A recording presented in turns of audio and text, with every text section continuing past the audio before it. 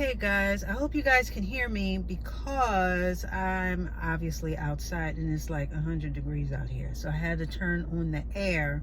So if you hear any noise, that's the noise from the car. So again, I'm hoping you can hear me. Vivica Fox, the actress, she recently did an interview where she was talking about how she wanted to start dating again, and she is in her 60s. And I tell you, when she did this interview right after, I mean, people could not hold their mule, and everybody and their grandfather had an opinion about her wanting to date at such an age, which I didn't quite understand. I mean, what is she supposed to do? You know what I mean? I mean, she was asked a question, she was talking about dating, and she wants to date again. I don't see what the big deal is. She's supposed to stay single for the rest of her life. So when you're 60, you are just not eligible for receiving love or being in a relationship. Like, I just didn't get all the brouhaha. Now, I will say a lot of the opinions came from men, and men from a certain part of the internet, shall we say, that basically thinks that women over 30 are pretty much past their prime, and if you haven't been married by then don't nobody want you, and why would anybody want you after 30? And of course, we don't have to get into that, because that type of thing, and we're not even paying attention to, because that makes zero sense whatsoever. What God has for you is for you, and everybody's timing is different. With that being said, I didn't understand the backlash or the harsh criticisms that she was receiving. Somebody made a comment about her, you know, going forth with her career and putting her career first, and now all of a sudden now she wants to get married. But according to my notes, she was married before. You know what I mean? She was married before. I think her husband was 6'9" or 69 or something like that. That was his name, because he was tall. He was tall. But she was married before. That didn't work out. And most of us know, because it was highly publicized, that she dated quite a few folks, including 50 Cent. So it wasn't like she was hiding under a rock.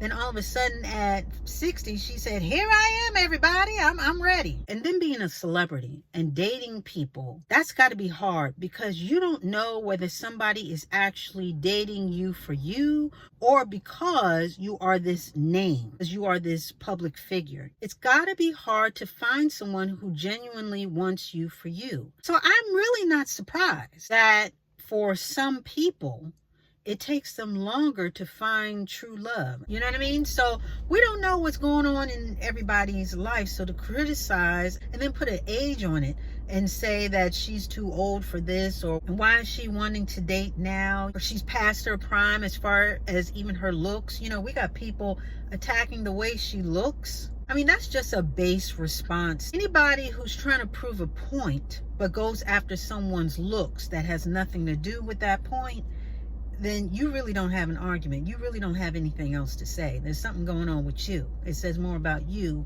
than the person that you're criticizing. And also, we should be careful, because, you know, just like the whole Chadwick Boseman situation where he was losing weight and people were talking about that, but we don't know who's on medication or what they're going through, or what physical ailments or whatever. Or it could just be grown woman weight. We don't know what Vivica is going through. Now, I think she looks great. And again, I just didn't understand the backlash, as if she's not supposed to put out there what she's looking for, put out there her intentions of getting back into the dating scene. I just don't get it. Maybe I'm missing something. I don't get it. Did she say something mean against somebody else? Did she say something to the contrary early on about dating when you're older? Like, I just don't get it. It's a lot of ageism going on around here, which isn't anything new. But in addition to Vivica Fox, we have Ebony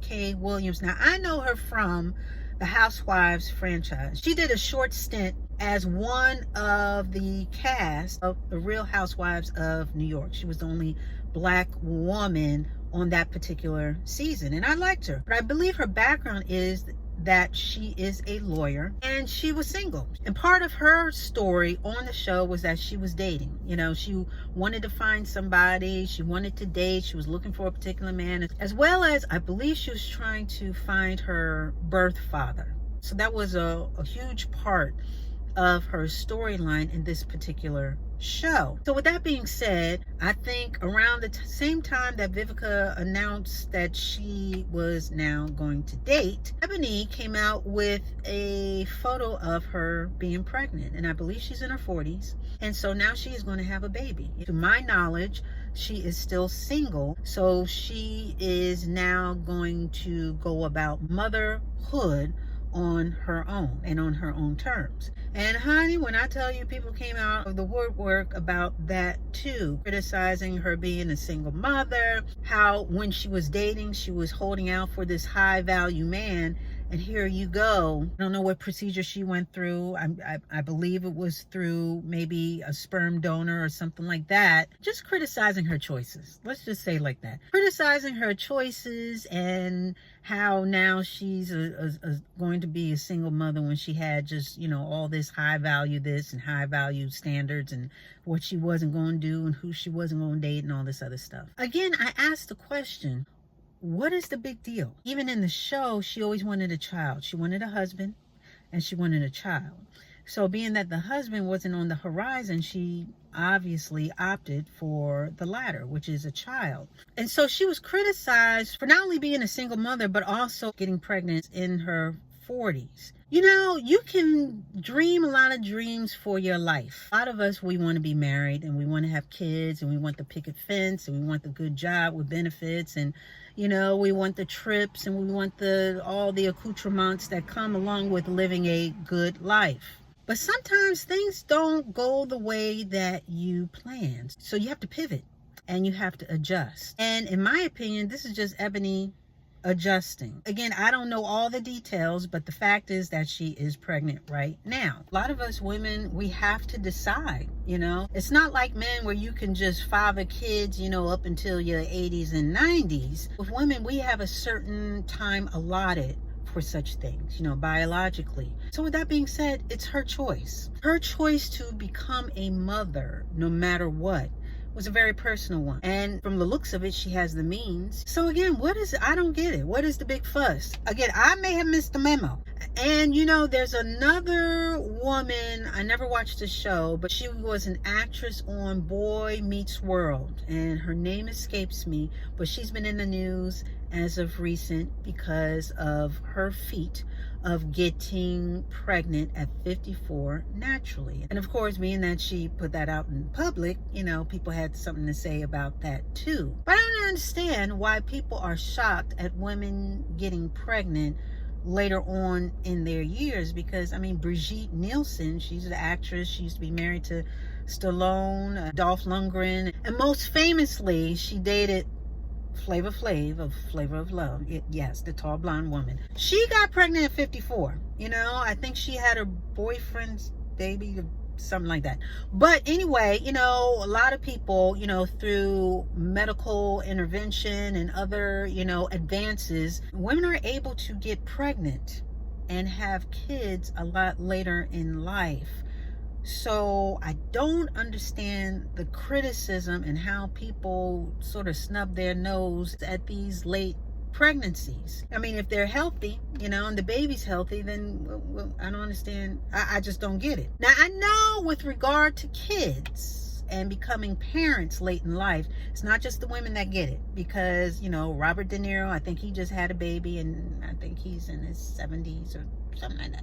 And Al Pacino, Tony Randall, Anthony Quinn. Quite a few men, both known and not so known. We know that men can father kids way up into their 80s and 90s and all this other stuff. So to be fair, it's not just women that are criticized for being older mothers, because men get it too. But we're so hard on women. Why are we so hard on women? We're supposed to act our age. We're supposed to dress our age, but not look our age.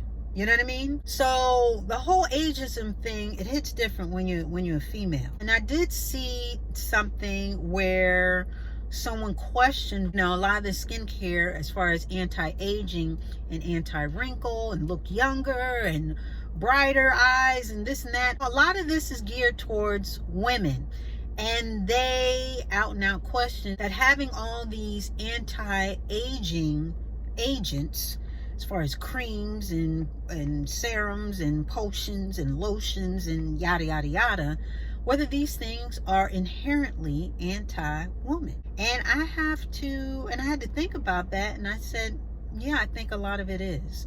I think a lot of it is cyclical because we don't want to look old. Nobody wants to look old, but you want to look your best at your age, but not necessarily that you're not aging, but that you're aging well or looking well at any age. So they sell to us these things to help us look better, but under the guise of anti-aging. But of course, there is nothing to keep you from aging as long as you're alive. We all know that. But I say all that to say it's more so geared towards women. Yeah, men get a couple of things, slapped on them and this and that, but it's mainly the women that it's marketed to, and in return, the biggest consumer of these products are women.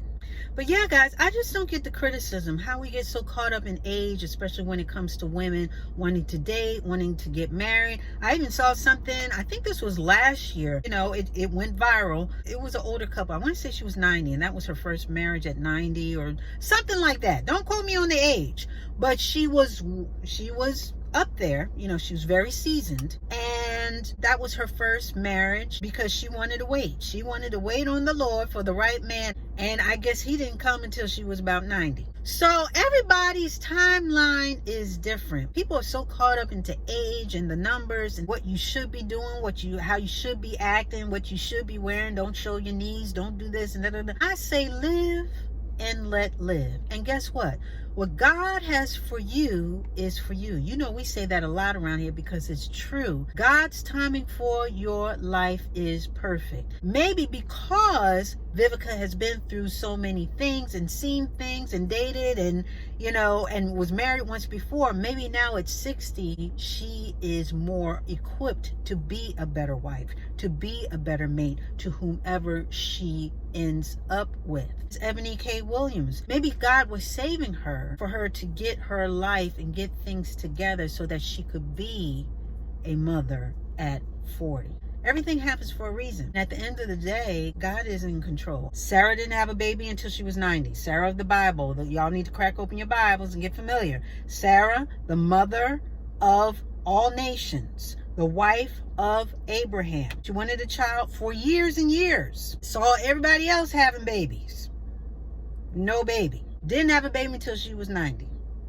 Okay? So her timeline was different. Her timeline was different than Haggai's and everybody else's. And because of her faith and because of her trust in God, she was granted a child at 90. So what God had for her was for her. Because God can work with your biology or in spite of your biology. God is God. So women having babies late in life, that should not be a clutch your pearls moment. We passed that. So God's plans are the only plans that matter. Nothing's going to happen unless God allows it to happen. He has the final say. Getting pregnant at 40 or 50 or whatever's going on, if that is part of what is going on in their lives, what does that have to do with you? And why are people so opposed to other people finding their happiness, finding their purpose, especially when it comes later on in life? What is this whole ageism thing? And basically how we use it, as we do most isms, as a weapon to make people feel inadequate, make people feel that they are not worthy, that they are past their prime, that their timing is off, and that it's too late. It's too late for you because you're past this certain number. Therefore, you're not worthy of love, not worthy of commitment, not worthy of a job, not worthy of feeling beautiful or have kids or whatever. Fill in the blank. Again, I'm confused. I did not get the memo. I don't understand. So anybody out there that can sort of color in the lines for me and let me know, because maybe I missed something. You make what you want out of your life. You define your age. But this ageism thing, it's a monster. It really is a monster. And it always rears its ugly head anytime it seems like people just doing what they want to do. Even if it's outside the box, it's their box. I say live your life. Live your life and let other people live theirs. But y'all let me know, because this ageism thing, it's crazy. It's a monster. It really is a monster. And with that, we are going to put a button on it.